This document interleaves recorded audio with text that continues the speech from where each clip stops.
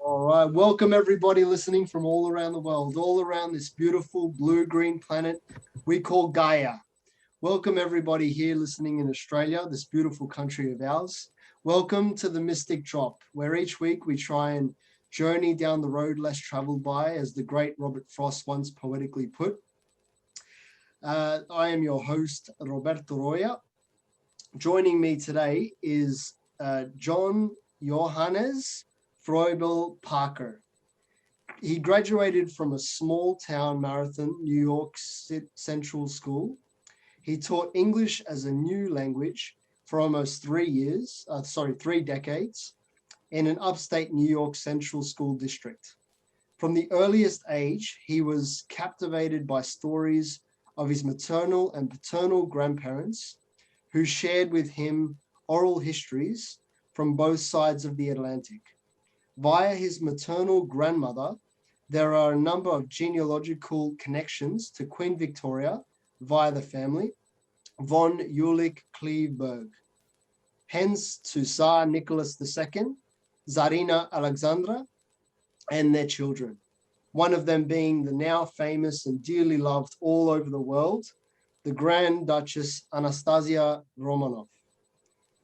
He is the author of Anastasia Again, The Hidden Secrets of the Romanovs. And I'd like to give a very warm welcome to you, John. Thank you so much for being here. Thank you. Thank you so much, Roberto. It's such a pleasure to have you on.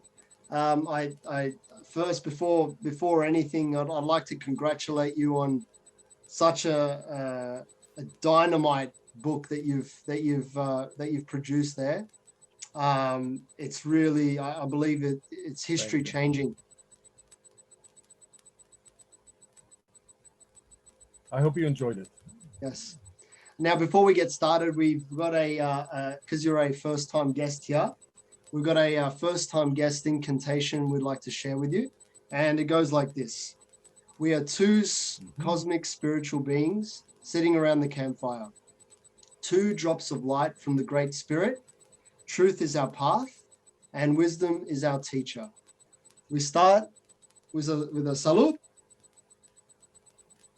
And now let our magic flow. Salud. Salute. All right.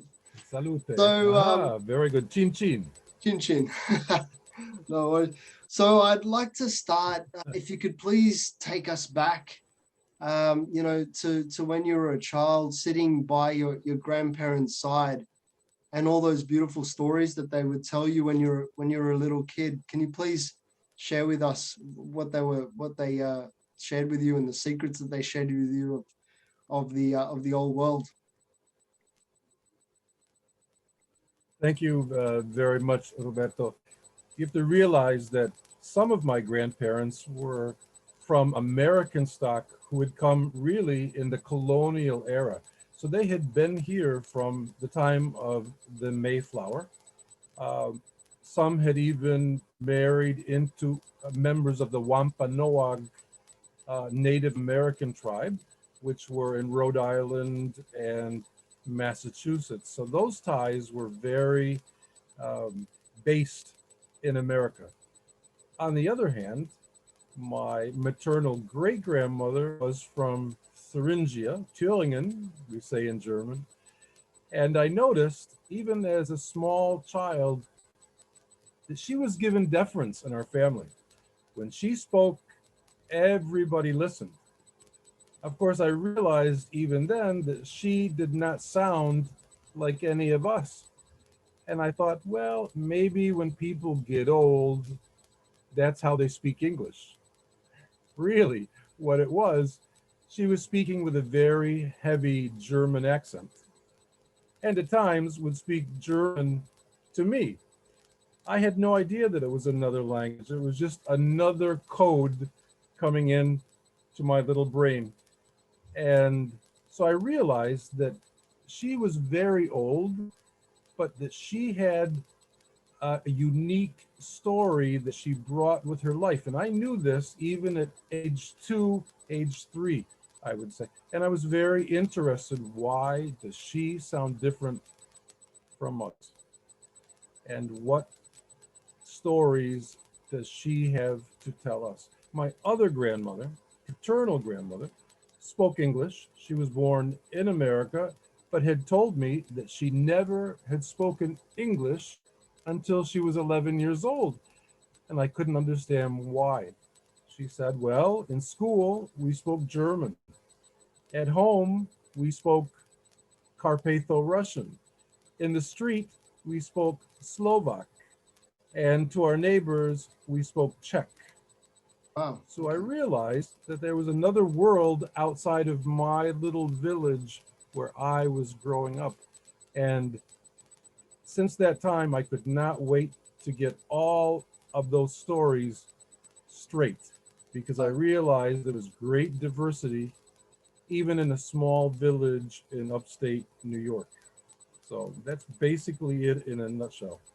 and I can understand, coming from an Italian background as well. Growing up with grandparents who had that accent when speaking English, and wanting to learn about, all the stories of where they came from, and their journey to Australia as well. Um, what were Hmm. some of the journeys that and stories that your grandparents shared with you? Well, one in particular, which I'm just dealing with now, is that the great grandmother said, your grandfather's grandfather was the son of the gardener of the king of Saxony, as was his father before him. So I'd say for 20 or 30 years growing up, I just accepted it verbatim, what she told me. As I'm doing the genealogy and the DNA, I'm realizing that's not the story at all. Uh, I have Froebel cousins in Melbourne, and they have done DNA also, and we have a different Y chromosome. So when the great grandmother was saying it was the gardener for the king of Saxony, what she's talking about, I'm realizing now, was a totally unique paternal descent that was divergent from the other people with my mother's last name.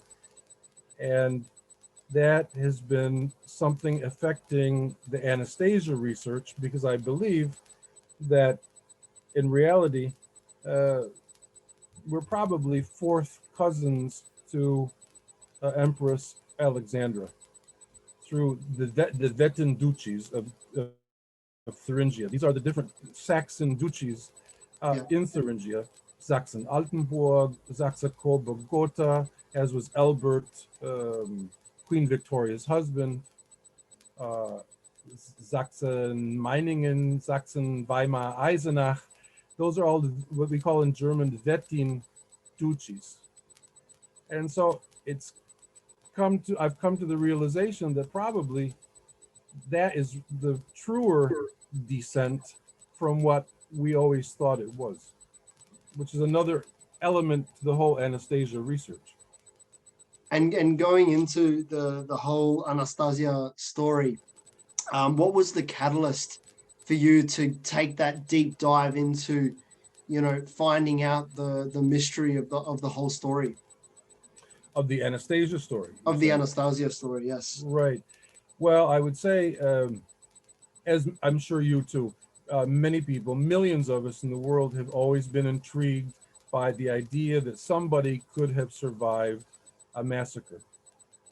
And there are other cases in history of these things happening, but of course we've been deluged in Western culture with stories of Anna Anderson, for example, uh, the musical, the movie with Ingrid Bergman, uh, the musical on Broadway, the animated caricature movie. I mean, we're inundated with all of those images of Anastasia. And so there was a natural proclivity. As it turns out, a relative of mine is a Russian Orthodox monk.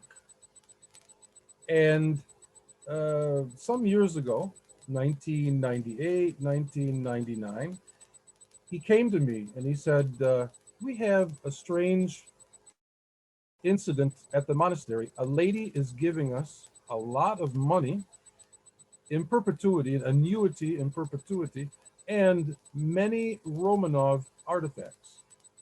Now, she says that she was Grand Duchess Anastasia Nikolaevna Romanov, but we don't believe it because we canonized the entire family in 1981, thinking that all of the Romanovs had died in 1918.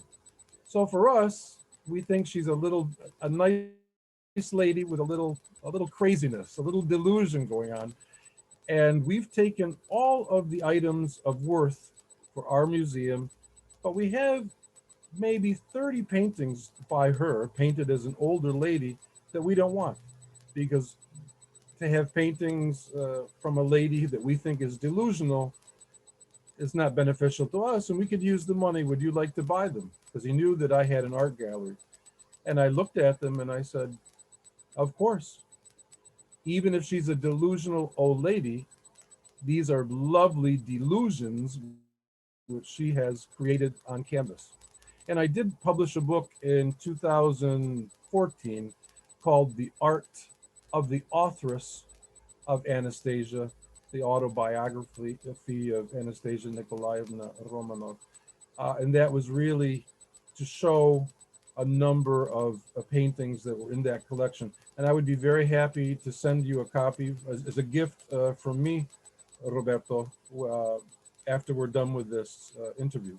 Oh, thank you so much. That'll be a real pleasure to have a look at those paintings. And you know, it's like a time machine when you look at those paintings going back in history, and you know, seeing what their world was like back then, you know, through the eyes of the Exactly. artist.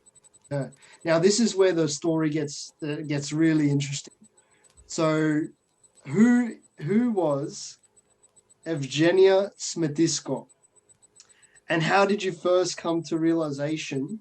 So you've said that how she came into your world, but how did you? So who was she, and how did you first come to the realization that, oh my God, this is the Grand Duchess Anastasia Romanov? I had a distinct feeling that I needed to get to her grave before I could begin to understand who she was. I wanted to see where her earthly remains were. And I asked for many years to be told where she was. And I was always given the same story. Oh, she's up in the new section. Do you know where? No, I don't know. Could you tell me where she is? Oh, I don't have time right now. It became quite a funny incident. Every time I would ask, I was always uh, put off on a different path. Yeah. I said, well, I will have to find the grave myself. But I realized that the names on the graves are in Cyrillic script.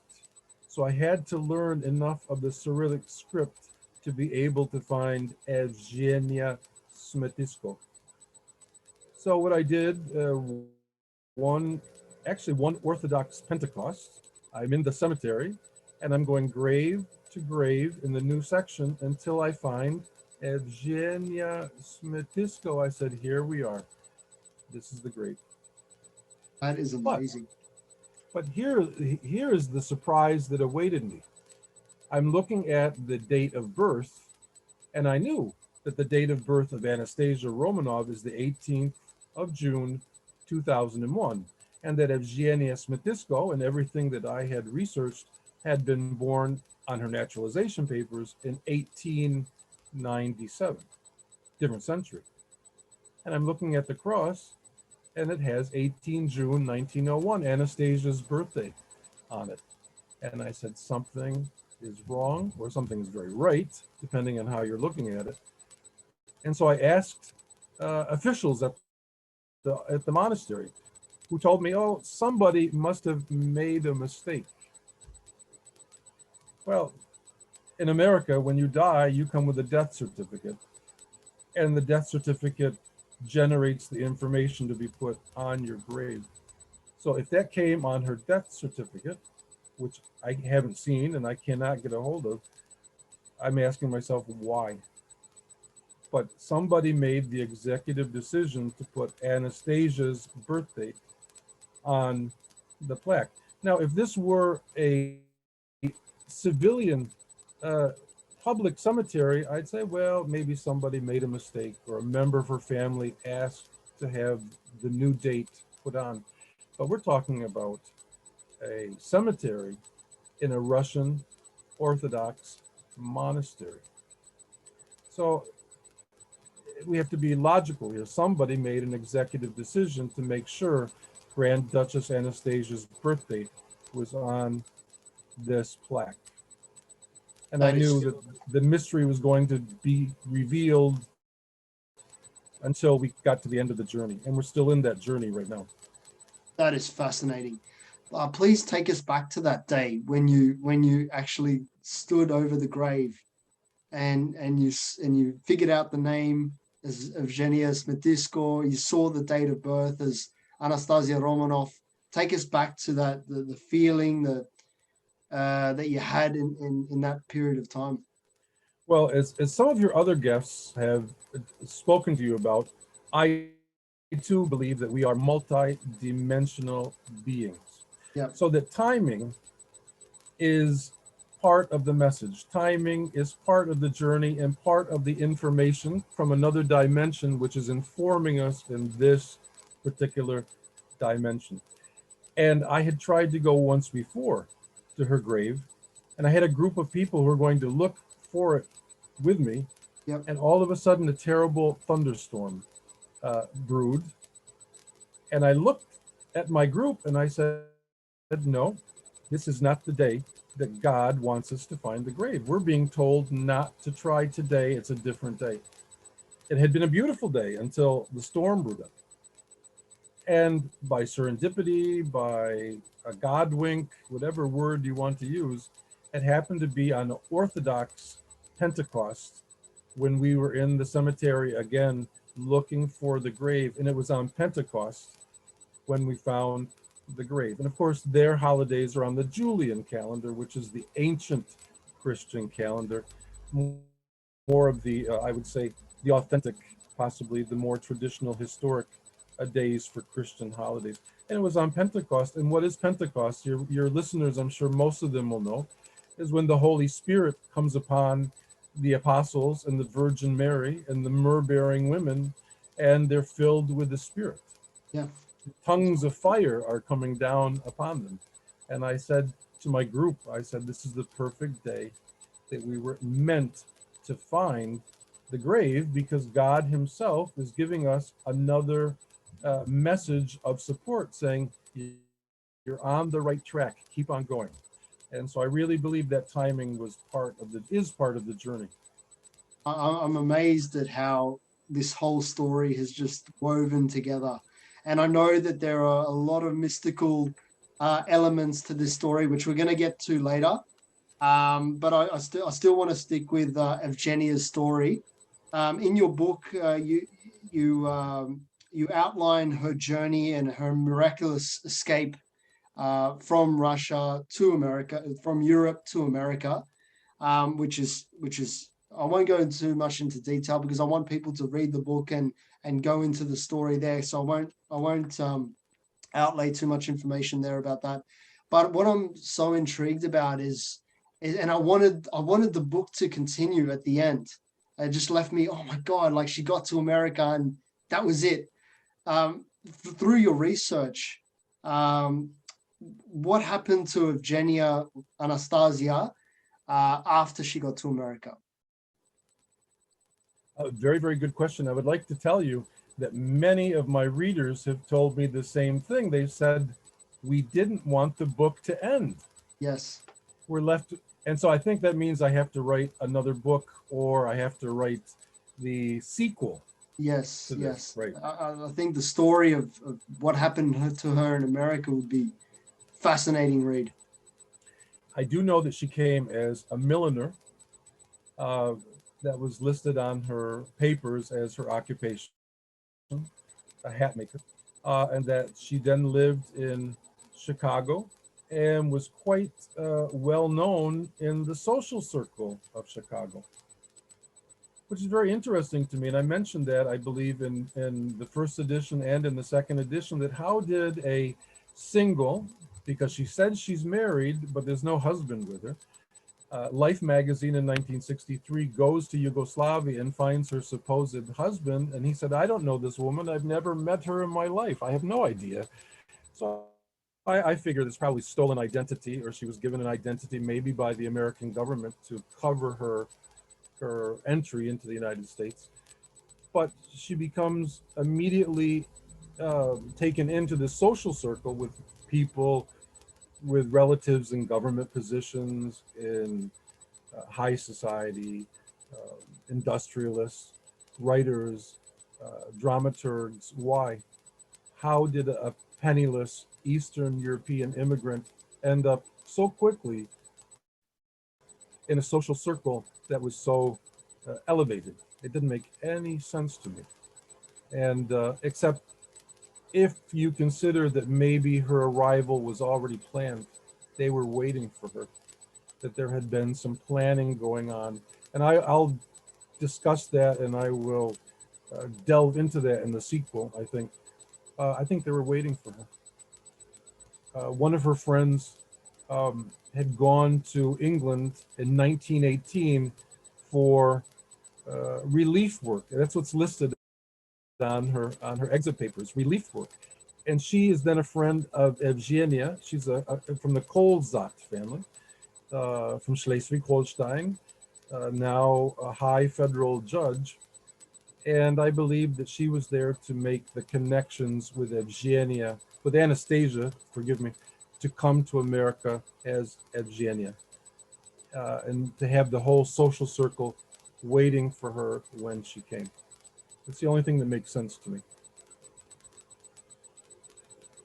She was ushered in, and as you said, they were waiting for her. They knew who she was, and the powers that be, whoever that may be, uh, just took her under their wing and made sure that she was protected and had a good life in America after everything that she went through.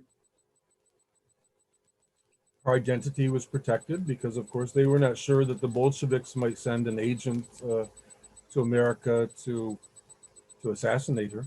Yep. So she couldn't live openly as Anastasia Romanov. And I think that's what happened. I think she was expected and that her entry was already planned. Now, if I'm not mistaken, I believe that when the Anna Anderson story came out, was it around the same time that Evgenia did the interview with the, was it the CIA, um, or and she did Yeah, a truth test to see if she right. was? What was the story Well, we about all have that? two elements going on in that question, really, and I'll try to delineate those.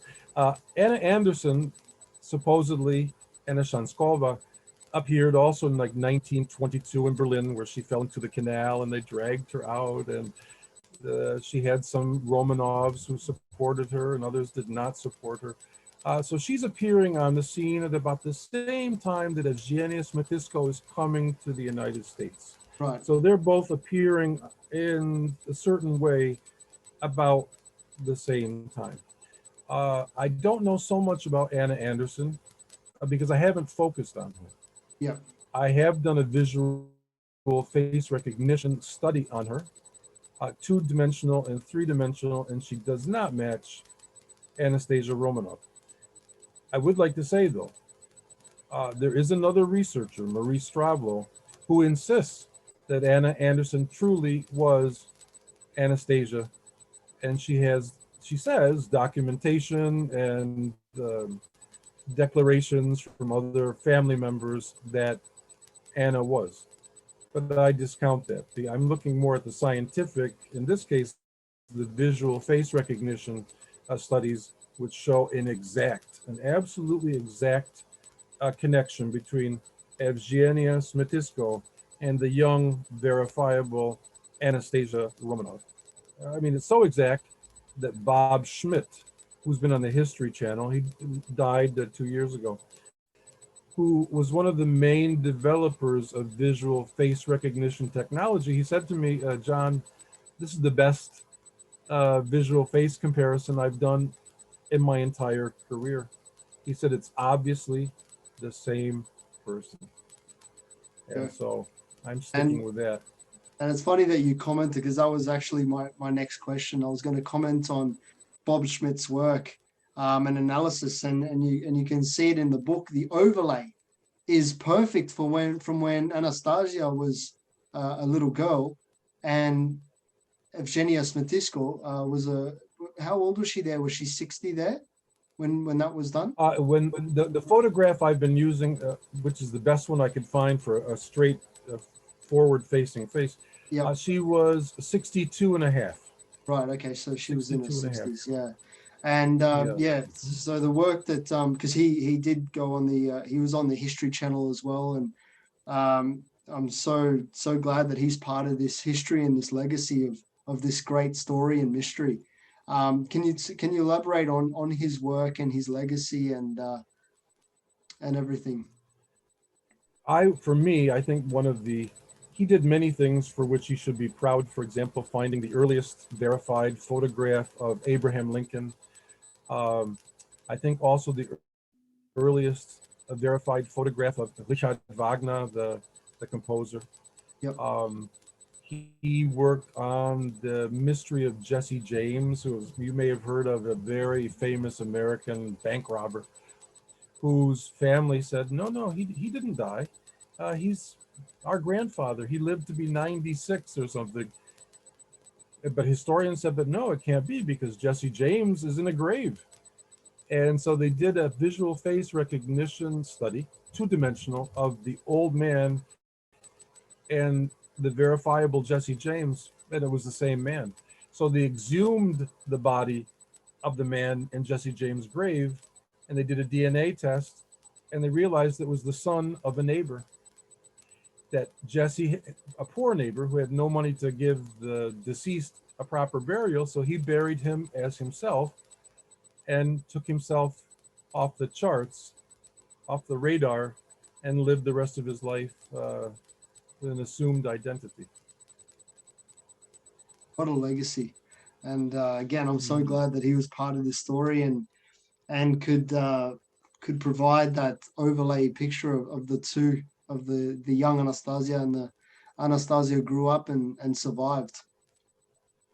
Another thing, Roberto, if I just may interject, uh, the Romanovs always joked with Anastasia and said, you look more like your German family than you do the other members of the Romanov family. And you may have seen in the book, there's an overlay of Evgenia, who's really Anastasia, and Empress Alexandra, and it's one face. Yeah, because they always said that she looked like the mother's side. She looked like the mother's side. Yeah. And now I told you that in my DNA research, I came to the conclusion that my mother's family was really from the Wettin Duchies, rather than being the name Froebel. That's a very respectable name in Thuringia. It's a respectable family, but it was really to cover up the birth of a baby, probably conceived out of wedlock, and give it a proper name, because I took my second great grandaunt, Henrietta Froebel, who had her picture taken at a court photographer in Gotha, and I put her together with the Empress, a perfect match. I put her together with Anastasia, a perfect match. I put her together with Prince Philip. Prince Philip would be a second cousin of Alexandra, I believe. She matches Prince Philip, and my great grandfather matches Prince Philip. So I can see that part of the mystery is I've uncovered elements of my own family, which has been an extra blessing, an extra treasure, which has been given to me in this research. It's such an amazing, beautiful story, and I'm so glad to be part of this journey with you. Moving forward, Thank you. oh, my pleasure.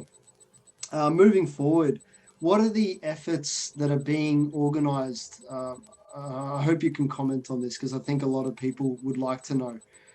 What are the efforts that are being organized in the background to obtain Evgenia's DNA and to prove once and for all that she is 100% without a doubt Anastasia Romanov? I'm not privy to any of that, but I will conjecture. In 2018, Sledkom, which is the Russian Committee for Investigation, I think probably analogous probably to our FBI in the United States, I don't know what it would be in Australia, came to the monastery. And ostensibly, they were going to look at dentures which had belonged to Dr. Botkin, the family doctor. And since they were here and since that appeared in the newspaper, I've conjectured that that is the cover story. That's the plausible deniability part of the story, that they were there to look at Dr. Botkin's dentures, and they were probably there to pick up her DNA.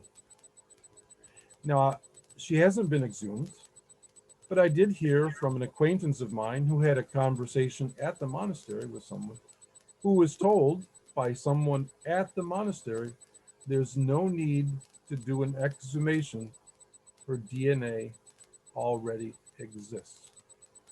Now, I assume that it's a locket of hair that may have been clipped. This is my conjecture. Yep. Before she was buried, because she was buried in Orthodox fashion, which means her body was whole, was not embalmed. It may have been embalmed because it was in a mortuary, I heard, for 1 year before they could figure out where she was going to be buried. But in any case, her hair would have been intact. And I would have taken, if I had any doubt, I would have taken a hair sample. And maybe that is why they felt they had better put Anastasia's birth date on the plaque. And so if that's true, Sledkom may have looked at Dr. Botkin's dentures, but I have a feeling that they really took her hair sample back to, or DNA sample, whatever it was, back to Russia. So that could all be in the can. I mean, what we're talking about today, they may already know in Russia. And this goes to the next question of if they do react to it or not. What do you think the reaction and opinions will be of the secret keepers of this story when the truth is revealed? Do you think they'll try and uh, cover it up, or do you think that they will present it to the world? I think it depends on the level of humility of each of the people who are the secret keepers. If they're truly humble, regardless of their theological expectations or wishes, I think they will come forth and reveal what has to be revealed. Because that is a very Christian tenet, too. Because the Bible says that nothing shall be hidden which shall not come abroad and be revealed. All things will be revealed. So if the patriarch, for example, sees that information, of course, it's going to be a great shock for those in the Orthodox community who have believed that they all were martyred in 1918. It changes the iconography of Orthodoxy. But in humility, it can be done. Um, and so your question is a good one, and I think it really depends on the humility of the person making the decision. How willing will they be to defer to absolute truth as opposed to absolute conjecture of truth? You see, there's a sort of a disconnect there. And if you look at the last 100 years, it's just been filled with secrets and conspiracies and everything. So I hope we're coming at the end of this, and this is what this show's all about, to get people like you on, and to get the truth out. And going back to the family, I've heard there's rumors of other family members that supposedly got gunned down that fateful night, unfaithful night, that actually survived. Can you comment on that? Marie, yes, Marie Stravlo, the other researcher who believes that Anastasia Anderson was that Anna Anderson was Anastasia Romanov, she has publicly stated already and will make a public announcement that in her research, every single member of the family survived. And she's on the record as saying that it was a state secret with collaboration of the Germans, of the British, and of Lenin himself to let them live as long as they played dead and didn't reveal who they were. I have nothing to say about that because I have not seen much of her evidence. And as far as the Romanovs being dead, if you think about that, that came from the Bolsheviks. So there's such a thing as disinformation and misinformation. I mean, so my mind is open to all revelations, but I do disagree with her on Anastasia. Yes, Anastasia lived, to my mind, was not Anna Anderson, but was Evgenia Smetysko. And I understand through your research and through other interviews that you've done, I understand that once Evgenia came to America, often she would fly back to Europe on these Yeah, actually, ship, I think at that time. sorry, yeah, sorry, by ship. So she would go back to Europe, and there, what was she doing going back to Europe after escaping? Who was she visiting, and was she reuniting with her family? I wouldn't be surprised. I wouldn't be surprised if she had been received at Buckingham Palace or at Windsor. I wouldn't be surprised. I mean, it will take a while for that information to come out. And if Her Majesty is listening to this, or Prince Charles, or Prince Michael of Kent, maybe they know, or maybe they don't know. But I have a feeling that they should have known if it were true. But one thing I do know from having heard from a contact at the monastery is that she was visiting Sidney Gibbs. Sidney Gibbs is the English tutor to the royal children, to the imperial children, who then escaped, became Orthodox. He had been born Anglican, Church of England, became Orthodox, and then became an Orthodox monk. And many of the items at the museum at the monastery were inherited from him. He made sure that his son George gave them to Evgenia Smetysko. So, Roberto, let's put our thinking caps on.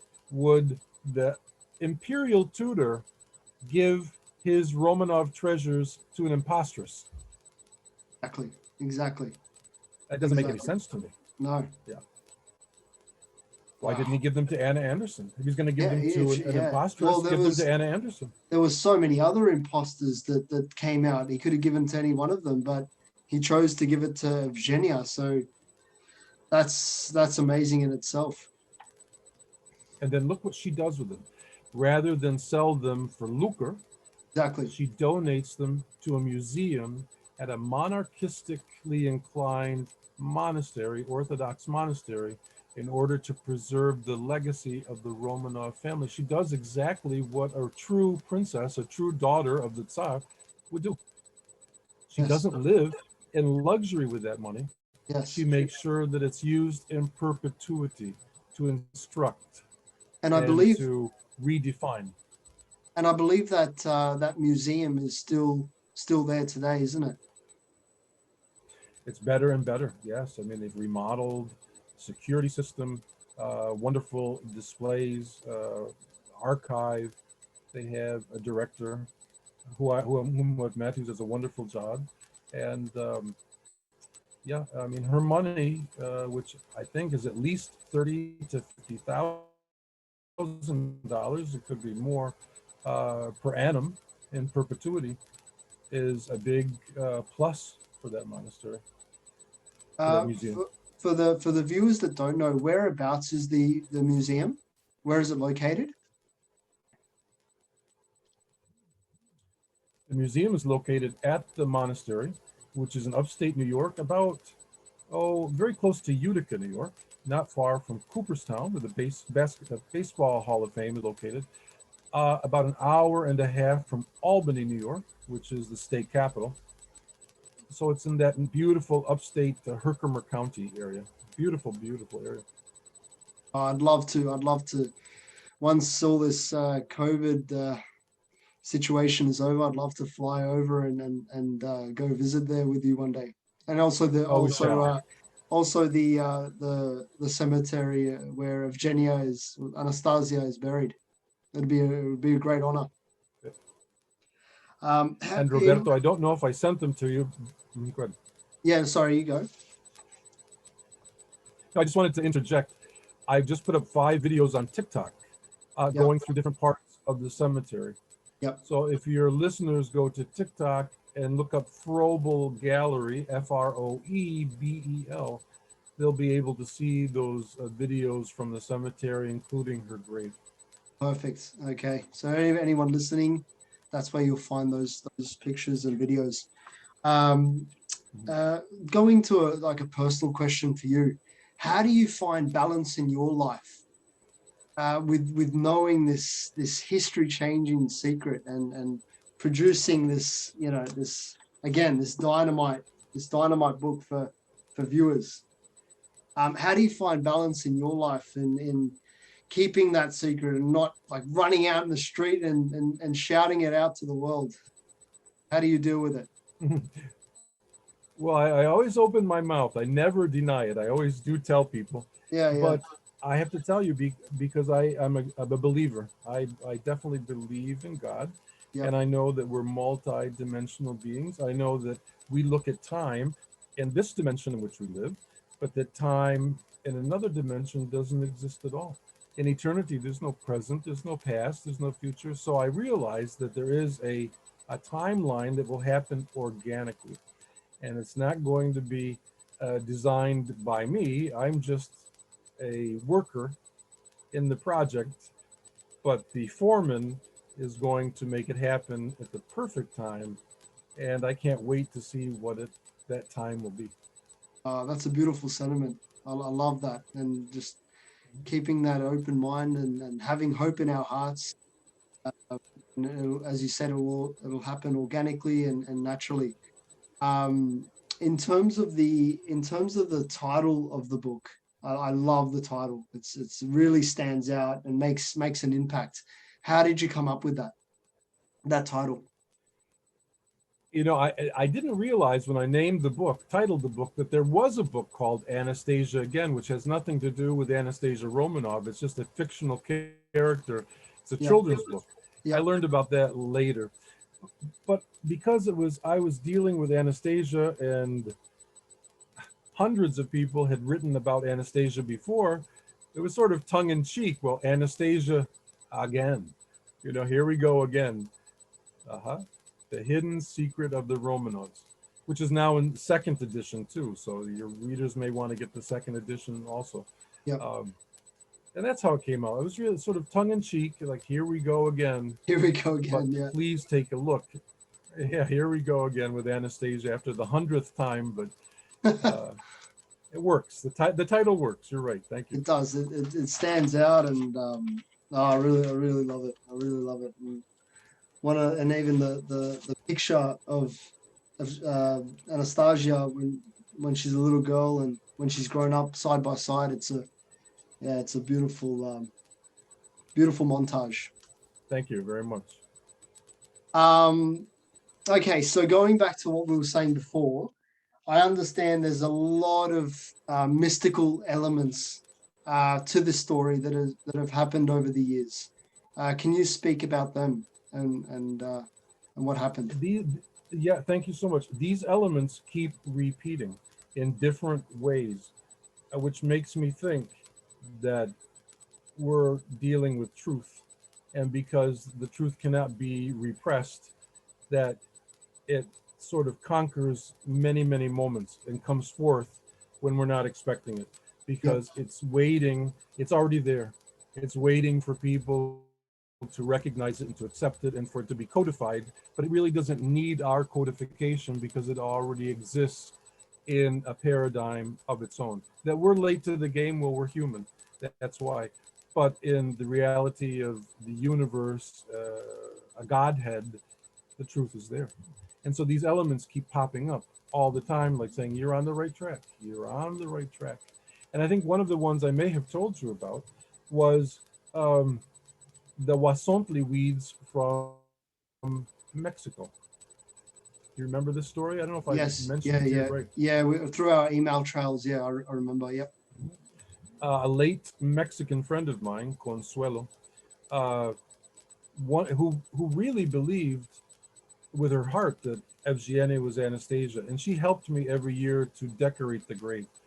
Beautiful. And one year, I laughed about it, about in the 6th or 7th month of the year, whatever year it was, because she kept saying, "I want to eat wasontli weeds. How come they don't grow in America? Where can I find them?" I said, "I've never heard of them." Oh, she said they're a delicious weed that grows in Mexico, and we love them. Will this Spanish market have it or that Spanish market? We could never find it. And it became a running joke. Where are you going to get the wasontli weeds? ¿De dónde vas a conseguir los wasontles? No? Ah, And so at the beautiful end to of the it's beautiful to hear you speak Spanish like Spanish, that. gracias. Gracias. So at the end of the year for autumn, it was about September, we go back to the grave. And from a distance, we say, wow, this is very, what an eyesore. This grave is covered with weeds. And we get to the grave, and it's a huge bush of wasontli weeds from Mexico growing out of the middle of the grave. And Wow. she said, these are wasontli. She goes, it's a miracle. She pulled them all out, and there was not one other weed, not one blade of grass, not one dandelion, nothing except the wasontli bush. And she took it to the priest, and she said, we've had a miracle. A miracle. God sent me, the princess sent me the wasontli weeds that I've wanted all year. And he bit his lip, because what could he say? And then we all ate them. Subsequently, we did some research that wasontli weeds in the Mayan culture were only permitted to be eaten by nobility. Anybody else who ate them would be put to death. You had to give them as tribute to the Mayan nobility. And now they're growing out of the grave of a supposed princess, who in Mayan culture would then have the authority to not only eat them, but to give them to whomever she wanted. And that was a symbol that my friend who's Mexican, that was meant for her culture. So that was one of the beautiful miracles. And since we've never seen another wasontli plant in the cemetery. Out of nothing, it just grew. That is amazing. Right out of the center of the grave, right in the middle. Wow. Is it still there today? No, we ate them. We ate Yeah, them okay, all, yeah, you're all including okay. including the priest. I mean, we all ate and ate and You ate because there were dined, so you many that dined we could upon just it. like gorge on them. Yeah, you drank the vino, you broke bread. Oh, that's beautiful. Wow, Exactly. what a beautiful But moment. And Roberto, here's a fun. yep. Sorry, you go. I just wanted to say really quickly that a friend of mine is the owner of a Mexican restaurant who is going to make wasontli weeds for me to show you. And he could not even find them in the markets, the professional markets where they buy Mexican. They had to be special ordered. He couldn't get them.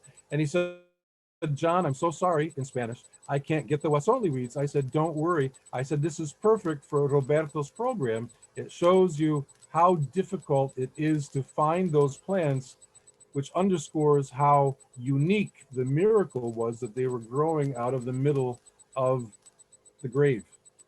Now, the owner of that restaurant, his name is Moises. And I told him, I said, Moises, do a DNA test I have the feeling that you and I are related. And I said, everybody who's helped me on this project has been a DNA relative. He goes, that I'm from Mexico and you're from America and your parents are, your family is really from Europe. I said, but do it. So he did it. And sure enough, he's related to my mother. How far Yeah. back do you know? That I don't know, but I would say probably like a sixth to an eighth cousin. So it could be from the colonial era. His great grandmother was Spanish. And so my mother does have Castilla y Leon in her genome. And so it's very possible that that's the connection. But he appears on my mother's genome, that common ancestor.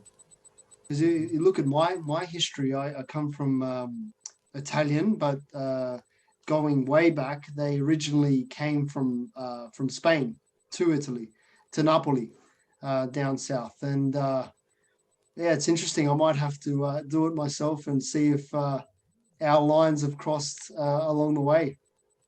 Well, you're involved in the project, and so far it's been 100% of all the people who have taken the test, who've been helpful in the project.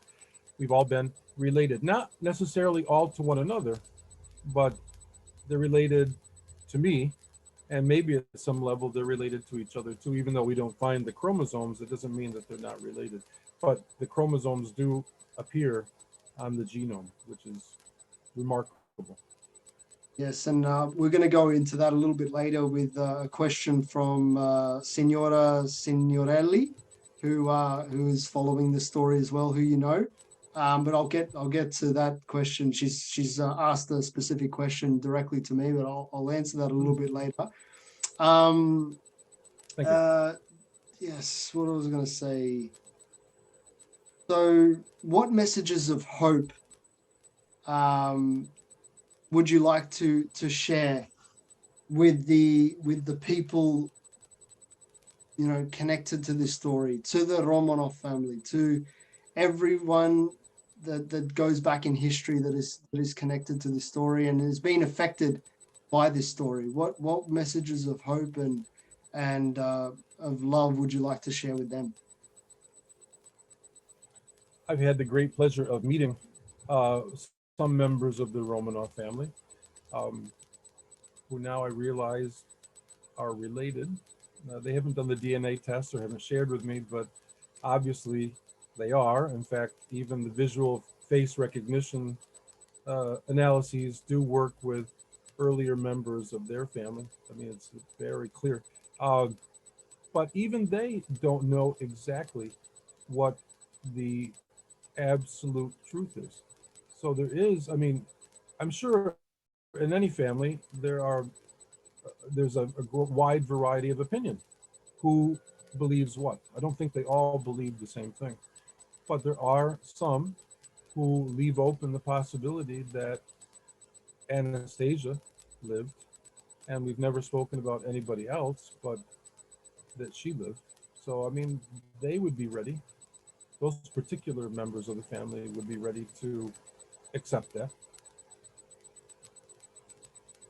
And going to Signora Signorelli's question, she said, "Have I had any strange experiences, especially with dreams, since getting involved in Evgenia's story and your book, Anastasia Again?" I'd like to say I haven't had like I have dreams all the time, and they're very real, they're very hyper.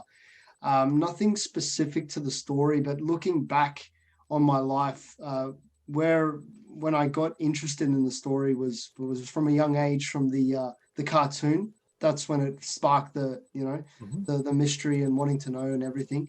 And then just recently, the last year or so, I discovered your work and your book, and it just I look back on my life, and I remember as a kid, I was about 5 years old, and I'd be traveling around with my parents around especially Italy, and I'd always be fascinated by castles, castles in the mountain, castles, by a little lake, And I was always like, I remember always saying to them, "Oh, does the Principessa live in there?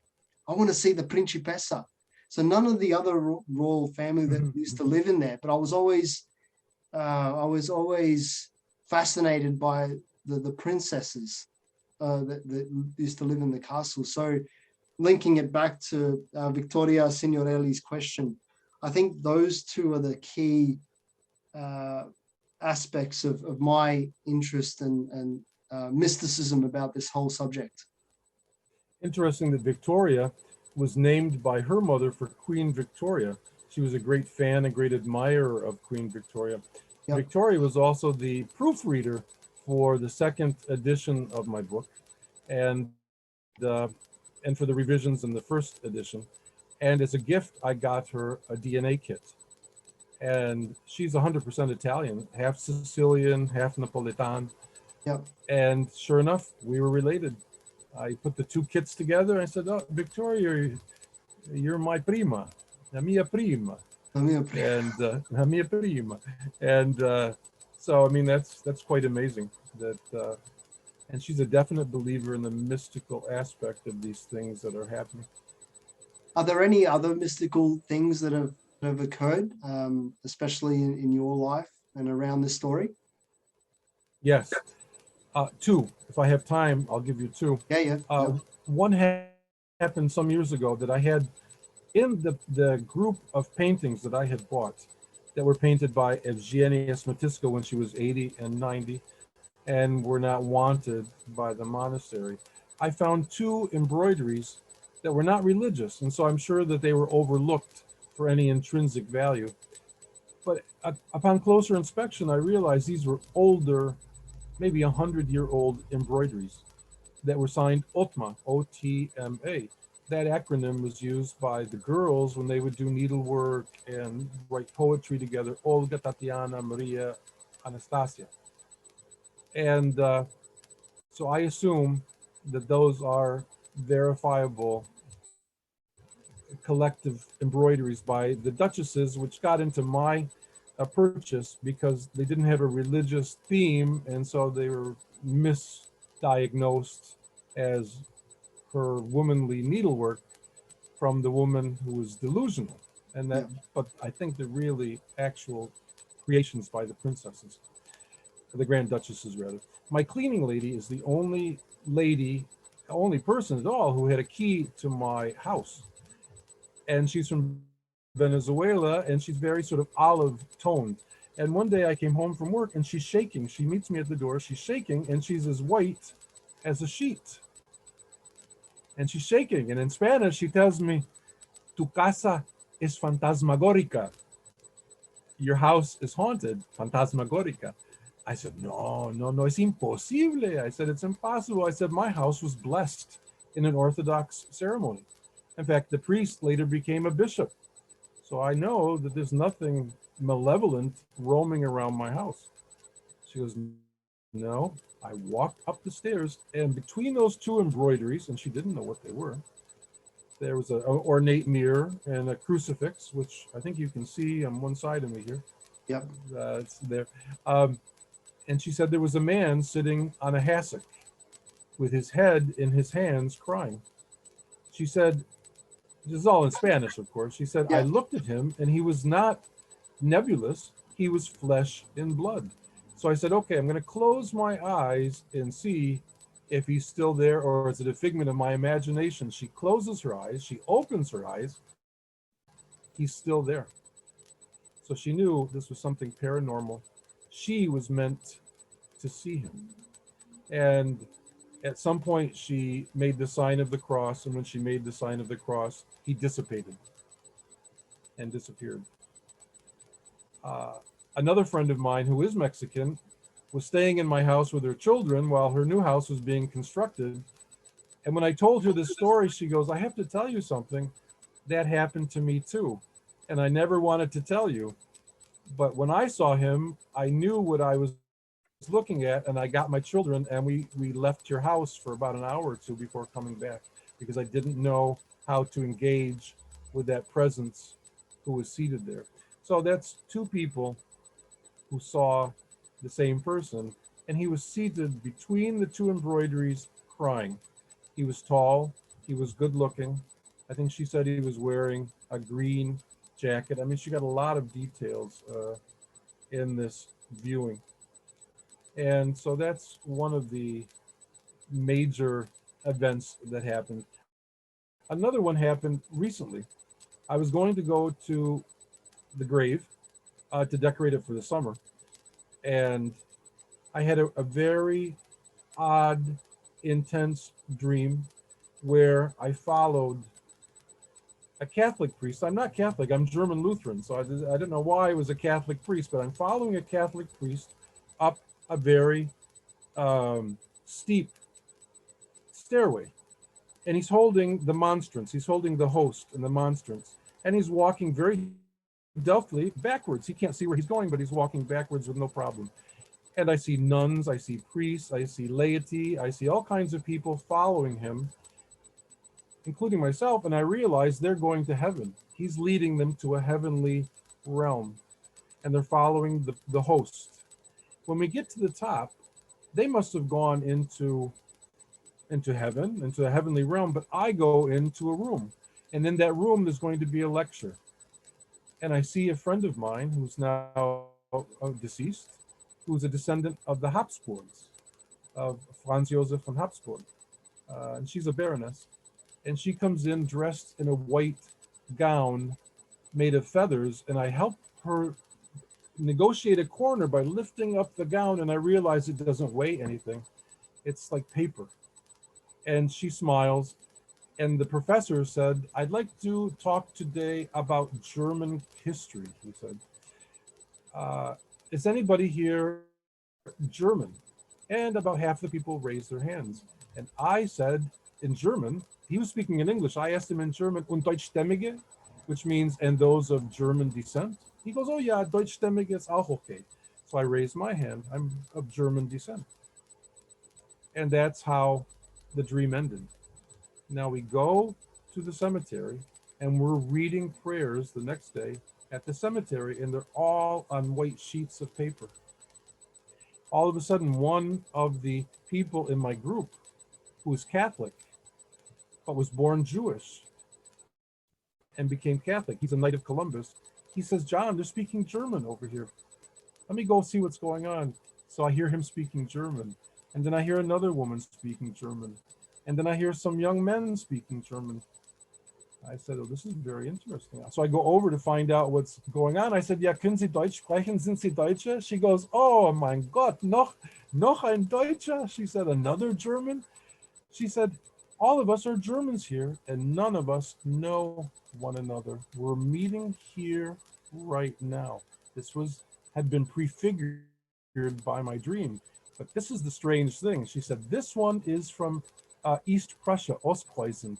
This one is from Strasbourg. This one is from Bavaria. This one is from Hamburg."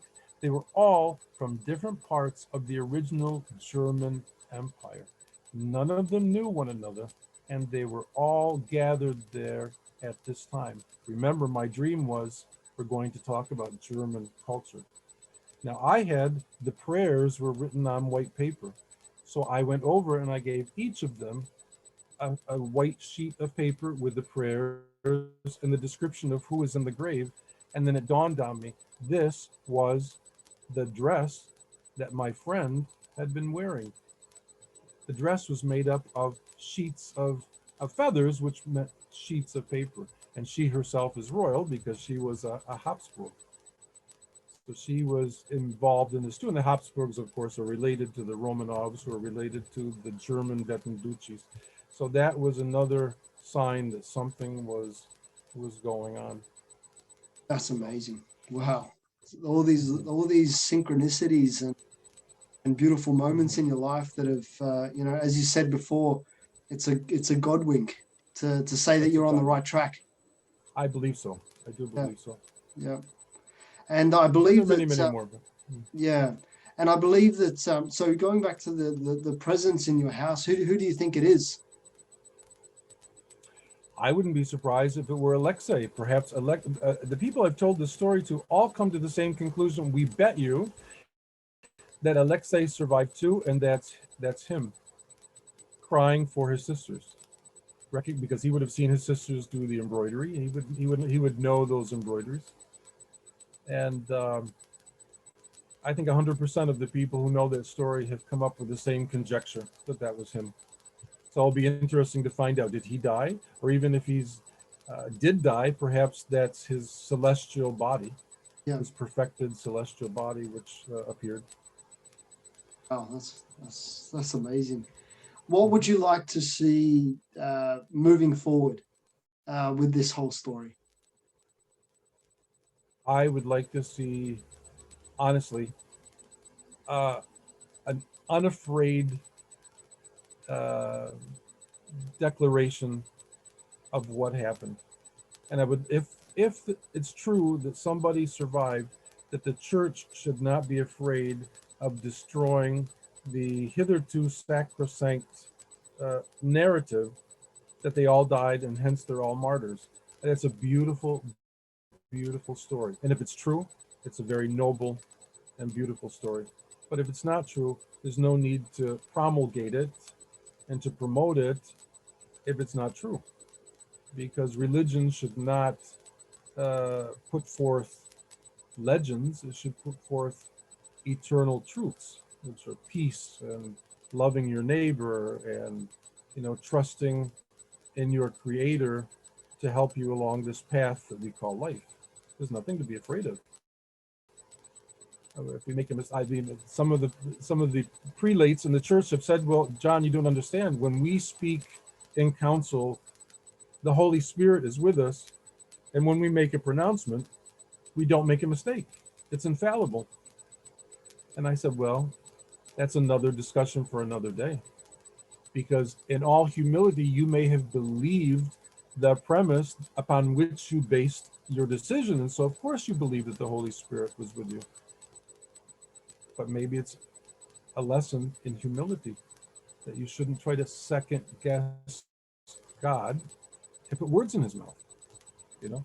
And I was not raised Orthodox. I love the aesthetic of Orthodoxy. I admire their faith. But I think maybe having been born Lutheran has helped me to be able to explore areas where if I were Orthodox, I wouldn't have done it, because out of respect, out of deference. So I think my Lutheranism may have helped me to go where others may not have gone had they been Orthodox. What a beautiful note to finish up on there. And I hope we can continue forward. And I'd love to get you back on the show, and if absolutely. developments happen, and we can speak more about personal stories that you've gone through over the years and go into all that. But I'd like to again thank you so much for your work in producing this beautiful book, and I hope it can spread across all the seven seas and touch the hearts of everybody, because I think it's one of the most beautiful mysteries of the last 100 years. Just in closing, I'd like to say there are no coincidences. Yeah. I think Einstein said that, and we all know that deep inside anyway. But Anastasia comes from the Greek, and Anastasos, I believe, I don't know if that's the exact word, but that morpheme means resurrection. So isn't it funny that when we're saying, you and I are saying Anastasia, Anastasia, we're really saying the deep structure of that word, we're saying resurrection, resurrection.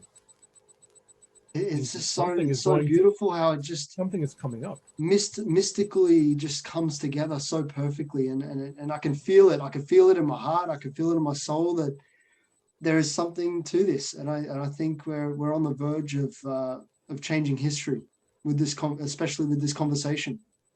Yeah, and just one last thing, you realize that on the Jewish calendar, we're in the month of Elul. And of course, some Christians would not agree with this, but I believe that the promises made to Abraham were forever.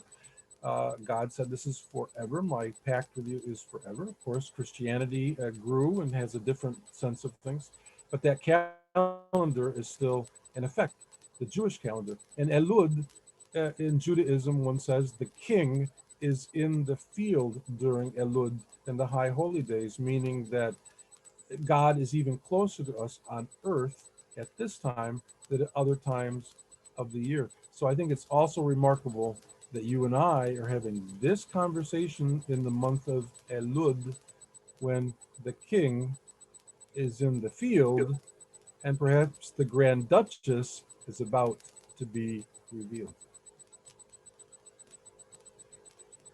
I'm honored to be part of this journey with you and get to the bottom of the truth and explore and dive deep into this mystery, because it's a beautiful mystery, and It is and indeed. I'm honored to be part of it.